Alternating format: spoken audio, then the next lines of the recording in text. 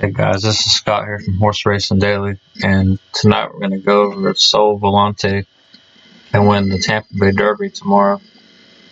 And I was going to try to put this video out on Wednesday as soon as the entries were drawn, but I got to looking at it, and this race seems a lot more wide open than at first glance. There's like 5 or 6 horses that I think got a real legitimate shot of winning this race, and Sole Volante is one of them. And we'll go over I'll show videos of his last 2 races. He broke his maiden. He started out on the turf, broke his maiden, then won the Pulpit Stakes at Gulfstream. And then they tried him on the dirt in the Mucho Macho Man. He ran a good third to Chance It, who was also in the Tampa Bay Derby. He got scratched from the Fountain of Youth last week because of the really wide post draw. And as seen on TV, he ran in the Fountain of Youth and got 3rd or 4th. I can't remember which one, but it was a minor placing. So, and then Sole Volante ran in the Sam F. Davis, and he won that race. Looked really good, kind of came from out of the clouds. One of the negatives that I've noticed is going back through looking at previous winners. Not really anyone that's made there that went in the Sam F. Davis and raced in the Tampa Bay Derby has won both. Taffert, he got 2nd in the Sam F. Davis back in 2017. That was McCracken won that race and then got scratched. And then Taffert won the Tampa Bay Derby. Quip and Tacitus both were making their 3-year-old debuts. Quip beat Flame Away that year, and Tacitus, of course, won his. So the horses that run from the Sam F. Davis don't always seem to win the Tampa Bay Derby, so that's kind of a negative. And then his racing style just doesn't always translate to a lot of wins coming out of the clouds. You're always pace dependent, and anything can happen. And on paper, it looks like there's going to be a decent pace setup at least, so he does have that going for him. But we'll get into the Sam F. Davis. Independence Hall was also running in that race, and he was making his 3-year-old debut. Chapelou is in. They're at the post. And he's going to break good. He's going to take his, I guess now, customary spot at the back of the pack. Independence Hall broke really good. He's going to go up front, and they're going to set a good solid pace. I don't think it's quite as fast as what some of the other experts were saying. They made it seem like it was a lightning quick pace, and I think at best it was on the fast side, but it wasn't super fast. The 2 horses that were on the lead setting the pace were kind of questionable in my opinion to begin with. So I'm not going to take much stock into the pace being lightning quick. I think some of it was actually Sole Volante he ran a really good race. And you're not even going to see him on the screen. That's how far back he is right now. He's just like 14, 15 lengths back.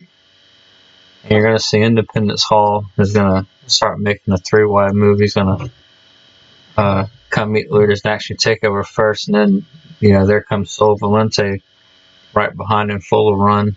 And you can clearly see right here it's going to be these 2 that's going to decide the race. And I'll show you on practice that why I don't think the pace was really all that quick for the race. And then Sole Volante, of course, is just going to run by Independence Hall and win in 142 and 60, I believe. So very solid, and we'll go and watch or actually before I do that, we're gonna go. You had Texas Swing run the same race on the undercard.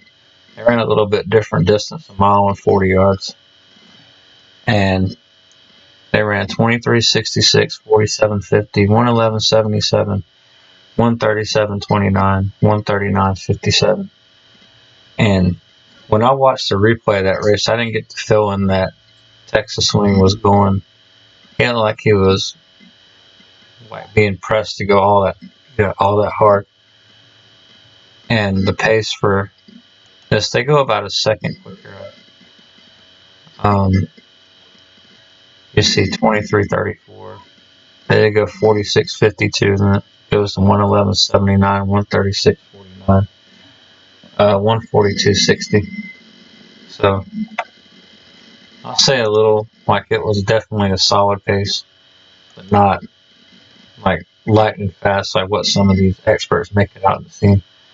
And you see Sole Volante finished up last mile was 16th, running 36.9 miles per hour.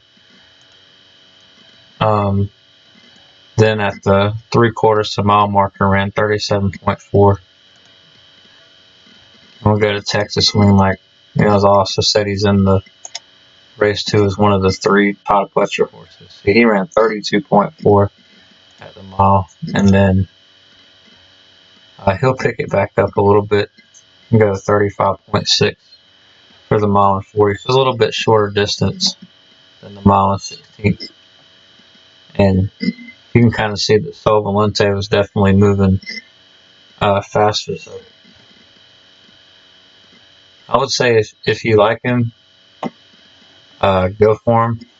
If you don't, I'm gonna, as far as for win purposes go, I'm gonna play against him. For trifecta and superfecta purposes, throw him in there. Maybe do second, third, or fourth, or third or fourth. It'd be almost kind of a before race decision. I'm just gonna keep looking at this race. Probably actually overstudy it when it's all said and done. She got some other good horses like Fancy, who I'll put out a video on tonight also. Texas Swing. Well, I'm not going to pick Texas Swing. Unrighteous ran a very, very good second place to Spa City. That was a maiden special weight where those two were separated by a length, and the third place finisher was 14 3/4 lengths behind. So you got them running. And that's it, guys. And thank y'all for watching, and I'll have more videos out really soon.